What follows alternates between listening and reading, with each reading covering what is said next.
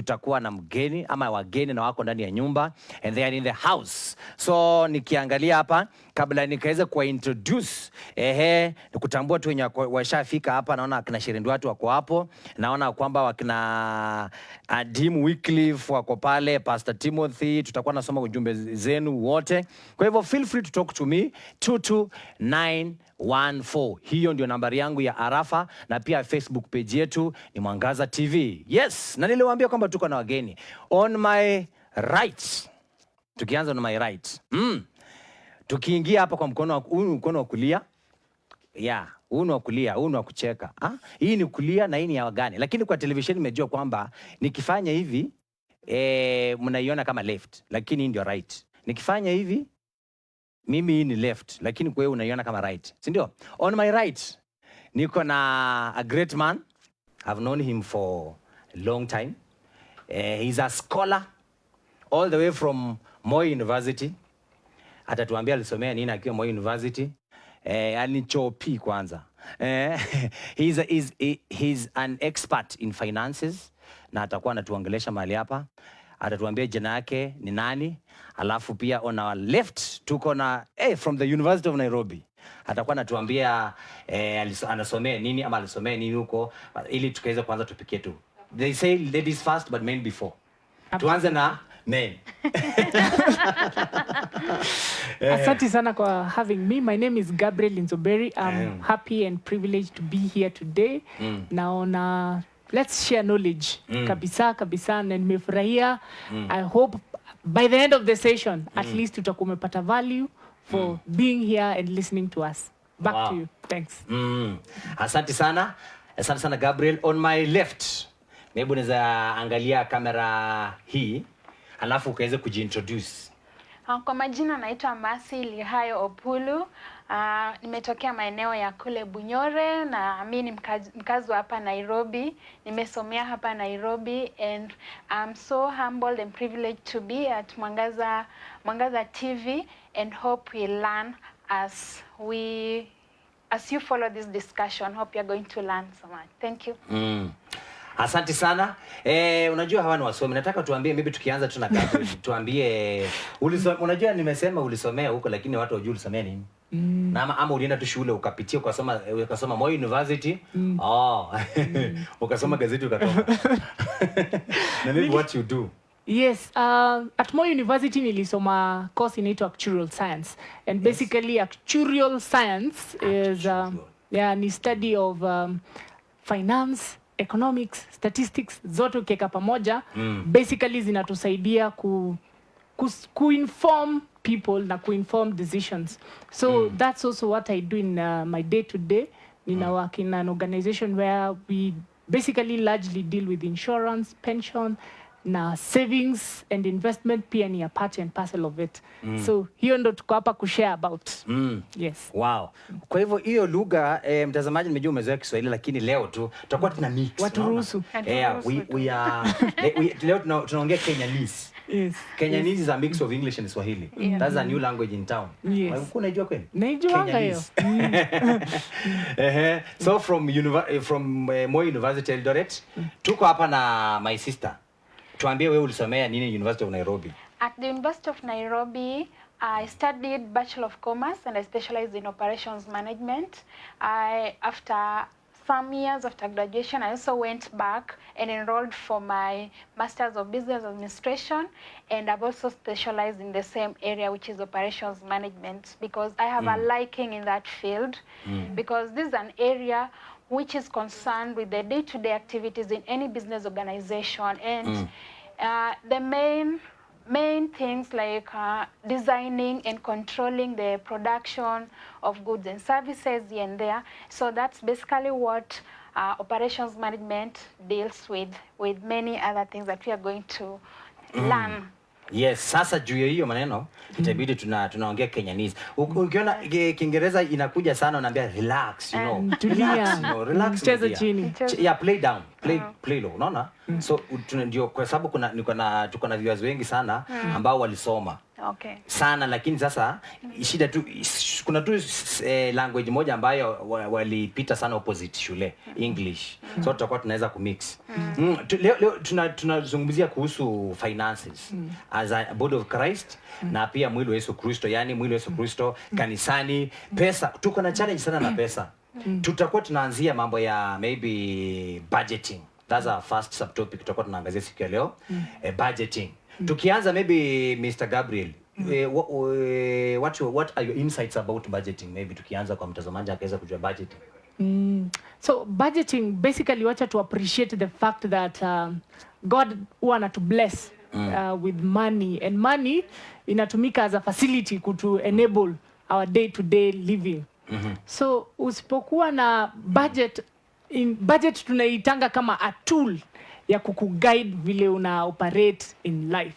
So what a budget is ni basically a list whereby umestate nitafanya kitu A, B, C, D na nita spend how much. Nita spend 50 shillings, 100 shillings, 200 shillings, so that ukue able ku mitigate. Unajua kuna kitu inaitwa impulse buying. Unaenda kwa supermarket huku kwa umetarajia utanunua blue band, umenunua blue band, umeenda kwa hoteli umekula, you know, budget inakusaidia ku guard yourself and ina act kama a road ile yenye inakuonyesha where you are headed and how you can manage the resources that God has blessed us with. Asante sana. Umegusia mambo ya kuna mtu amesikia tu umesema kuhusu impulse buying.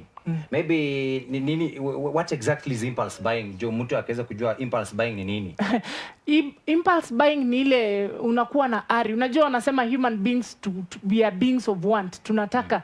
Sasa hata nikikuuliza sahi ni nini unataka, utaniambia nataka, you know, nataka gari nzuri, nataka, kuna many things we want. So usipokuwa na mechanism ya kumitigate your want, ndio unakuwa na unajisikia tu nataka kwenda Dubai, hauna pesa lakini unaingia kwa ndege unaenda Dubai, of course utafika. So hiyo ndio impulse buying. Unataka na hauna ule uwezo wa kufanya hiyo kitu at that particular time. Yes. Maybe when I come to you Mercy. Yeah. Tukiongelesha na hii kamera katikati. Hapo kwa impulse buying. Unajua ladies, nyinyi mnakuanga na favor sana. Imagine Jemo, mimi nimeona pale heels zingine zinatesa, alafu after me buy heels, kuna katop kingine unajua aka hizi heels za pink azienda na red. What can you say about impulse buying as far as ladies are concerned? Kabla tukuje kwa boy child. When it comes to impulse buying, that's one thing I always try to discourage people, because you first of all have to look at your budget, and in that there are so many factors that you need to consider before you go to things that we do, such as impulse buying. First, you have to consider your income structure. Is it constant? Is it fluctuating? How is your lifestyle? Because many a times we walk along the streets of these cities and then we are like, oh, natamani kitu fulani, and then out of nowhere you are there, you are buying, or you are trying to pressurize someone somewhere akununulie kitu fulani, and you uwezi jua pesa yake iko amebudgetia vitu gani, because in life we need to have priorities. Sasa kama unaona like hii kitu hata nikinunua kiatu na sitakuwa nakitumia kila wakati, wacha ni divert hii pesa ya kununua kiatu. Kuna mtu mahali hana pesa labda ya chakula, ama hata we mwenyewe kuna upungufu fulani wa chakula, tafadhali nunua chakula, kiatu tafuta baadaye. So with time you need to set a time frame whereby this time I'll be buying a certain thing, and then kuna some things that crop up, so you need also to consider such things. Yeah. Naona chida ya Kiswahili hapa, lakini tutaelewa. Tutamixia. Unajua mimi nilifika class 6 hapo, second term and a half. Sasa najua kama maneno 7 ya English. Sawa. Na me and others tuweka hapo katikati. Sasa tukija hapo kwa impulse buying, ama kwa budgeting, leo ni tarehe 4. Tarehe 4 mwezi wa 6. Watu wengi sana wako na kitu saa hii. Sana. Yes. Hata ukiangalia kwa barabara saa hii, umeona hata nimeona gari imekuja nayo, umepaka hapo gari, nimeona ulikuwa na line ilikuwa mrefu hapo kwa check-in. Ni ukweli. Sasa the first thing tuanzie na tuseme mtu wa 50,000 pesa zimeingia leo. The first thing about budgeting tunaanzia wapi? Budgeting. So ni ukweli sahii wanasema kitu inashikilia watu chini ni force of gravity tu. Sahii iko kapesa. So kitu ya kwanza kufanya, once you have money, at least plan for the money. Plan number 1. Na plan, part of the plan ndo tunasema at least kuwa na ka budget. Na budget si kitu kubwa, unakuwa tu na list, unaandika nitanunua sukari, majani na at least tu hiyo ndo kitu inaitwa budget. So hapo hivi kwa once you have money, at least set aside an amount of money yenye unajua nitalipa tithe, because basically that is an expense that inakuja tu by default. So tuweke pesa ya tithe kando. Tithe. Ngoja pole. Tithe. Mtazami. Tithe ndio fungu la 10. Mtazamaji mpenzi. Fungu la 10 ni tithe. Kwa hivyo number 1, tuweke tithe. Tuko na 50,000. Chomoa ngapi? 5,000. 5,000 tuma kwa M-Pesa ama weka kwa bahasha ya Sunday. Leo ni Friday. Kwa hivyo sasa toa pesa. Ameweka kando. Number 2. So tumetoa 5,000 ya tithe. Fungu la 10. Kitu ya pili ni tunatoa ile tunaita saving. Kusave. Juu tunasemanga, wacha nikupatia ni instance. Nikuambie ninakuja Mihona, ninakuja kwako jioni. Unaweza niwekea sapa kidogo. Na ulikuwa umepika ugali na matumbo. So ugali na matumbo na tuko watatu, alafu ukasema nitajicontrol. Nitakula lakini sitakula sana. Nitaonja tu alafu nitabakisha. Most of the time huwa happen hivyo. Unasema wacha nikate, niweke kando. Akikuja atapata at least nimemwekea. Ndio nisije nikakula nikamaliza bila kusave. Juu watu wengi tunafanya nini? Tunatumia pesa yote alafu mwisho wa mwezi unasema hata sikuweka kitu kwa saving. So unajua specific amount, sema utatoa 5,000 ama 20% ya hiyo 50,000. Maybe ni 10 ama 1,000. Eka kando useme hii ni savings. So tumetoa tithe, hiyo fungu la 10, tumekuja tukatoa tumetoa saving. Aya, tunaangalia sasa nini, what next? Unajua kwa hii pesa pia kuna ushuru, tax. So hata maybe hiyo 50,000 itakuwa imeshashuka, imefika kitu 30,000. So hiyo 30,000 ndo unajua inafaa ujipange ndani expenses. So hapa sasa ndo unataka uangalie fare, rent. Inafaa uangalie sasa expenses ya chakula, food ni iko hapo ndani. So once umedistill hii pesa yenye inabaki ndani, umetoa tithe, umetoa savings, umetoa hizo kwanza. So hii pesa yenye imebaki ndo tunajipanga ndani, ina determine our lifestyle. So unapata challenge ni mtu analive ile pesa yenye analipa rent ni hii 30,000.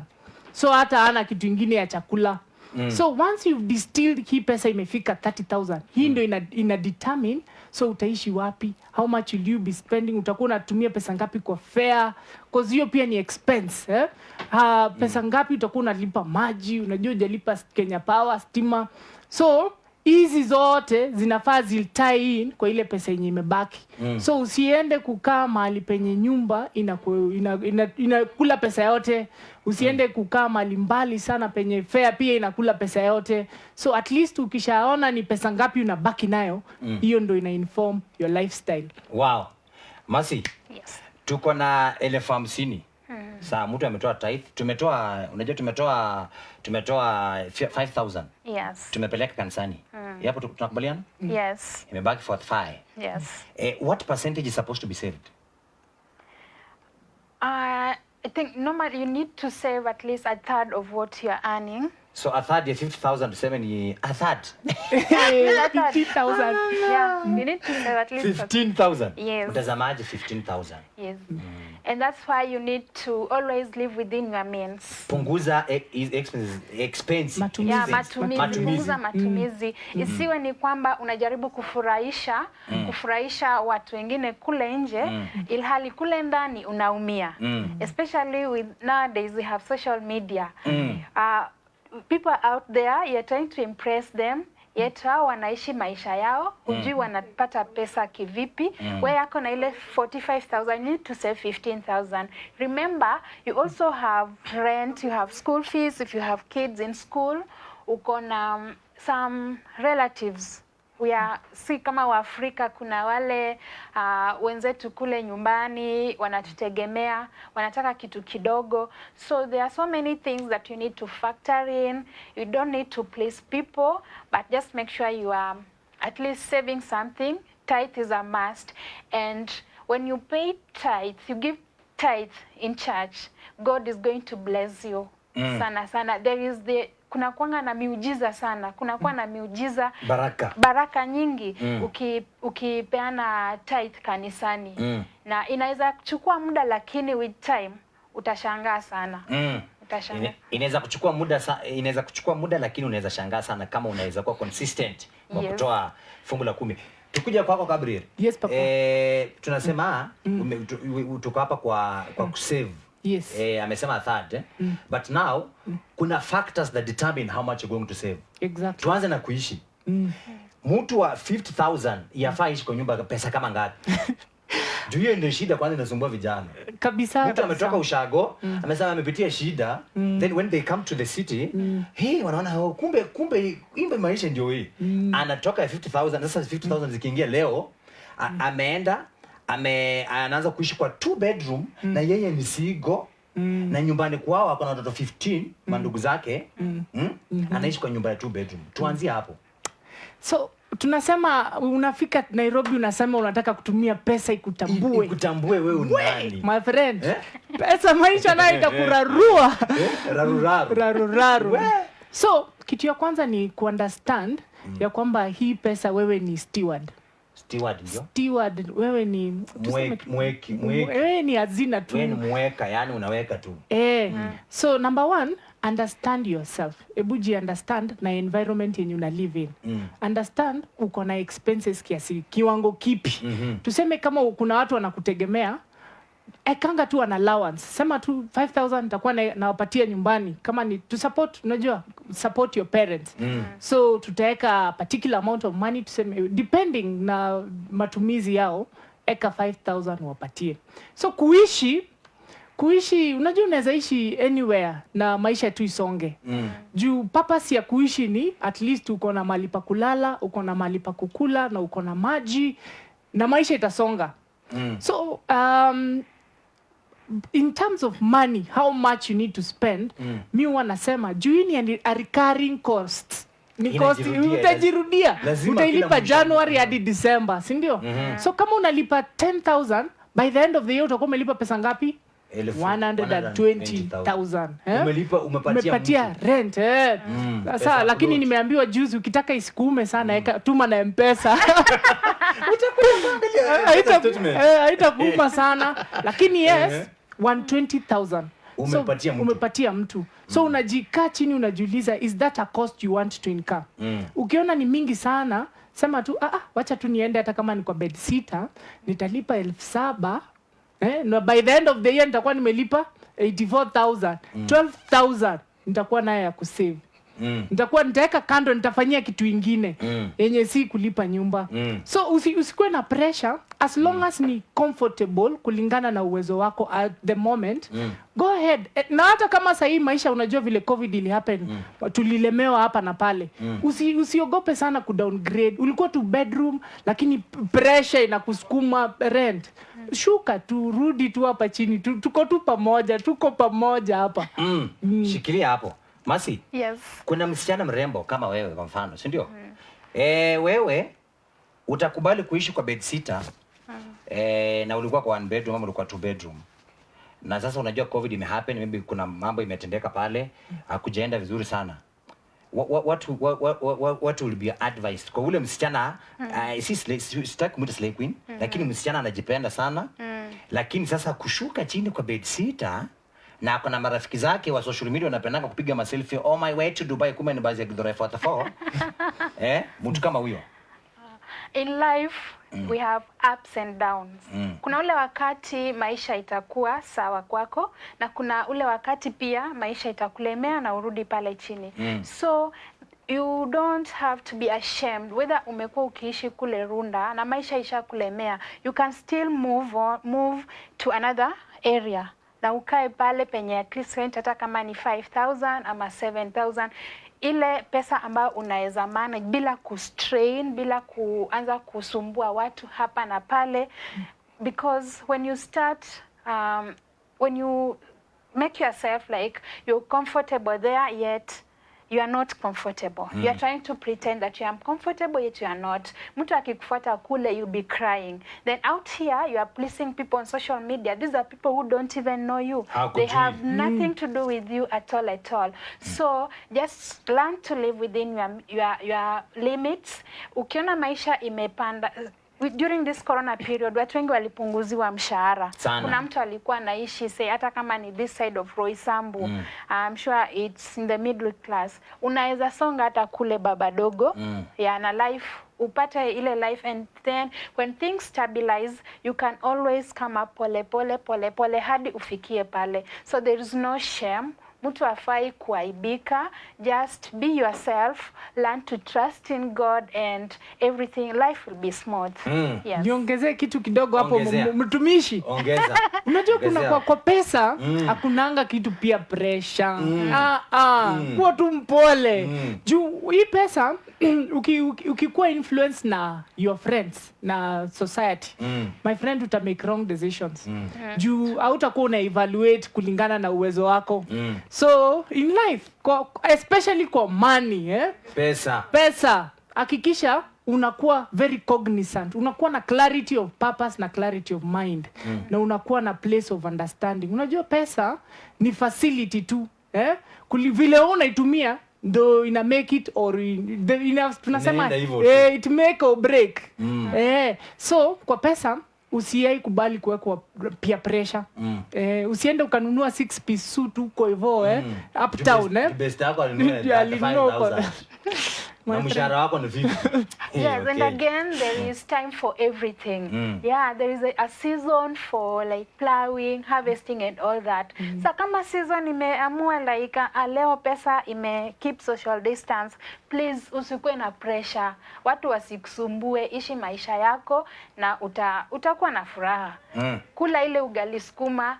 Next time things will be okay. You'll be now going to those 5-star hotels, utakuwa unaitisha those buffet, the a la carte, utakula. And then when life, just learn how to manage your lifestyle. Just learn how to manage your lifestyle. Sherin Duarte anasema kwamba yes, I'm a faithful tither, and because of this I have seen God always pour out blessings upon my life and rebuke devourers for the sake, and yes, I budget for my income. Facebook nilikuwa nimekuuliza, wewe are you a faithful tither? Wewe una budgetia pesa yako? Hiyo ndio swali ambalo nilikuwa nimekuuliza. Na wageni wangu ndani ya nyumba, niko na Gabriel, alafu niko na Mercy on my left, Gabriel on my right, na mimi naitwa Mihona Kenyanized. Naona watu wanazungumza sana. Facebook page yetu ni Facebook page yetu ni Mwangaza TV, alafu tuko live Facebook sahi. Share hiyo link pale chini, itakuwa poa sana. Alafu Mungu atakubariki sana. Andimu Wycliffe anasema kwamba anatazama Life Garage Tambe. Alafu kuna Pastor Timothy anasema kwamba twende kazi, volume iko poa sana. Alafu kuna mwenye anasema kwamba ako Muranga, anasema nimwishie happy birthday Anita Shiko wa Njoki. Anita Shiko wa Njoki, happy birthday to you. Happy birthday to you. Nimesha kuishia happy birthday. Na kama uko 25, kuna wasichana unajua tokangi 22, either 21, 22. Keep it up. Alafu kuna Elizabeth Gakua anasema kwamba show iko top sana, music ameipenda na topic amefurahia sana. Mary Size nimekuona, Val nimekuona kabisa, moja one. Alafu Nancy Buchi anasema kwamba ako tuned. Keep talking to us. Alafu Mungu atakubariki. Nataka tukaweza kupumzika tu kidogo.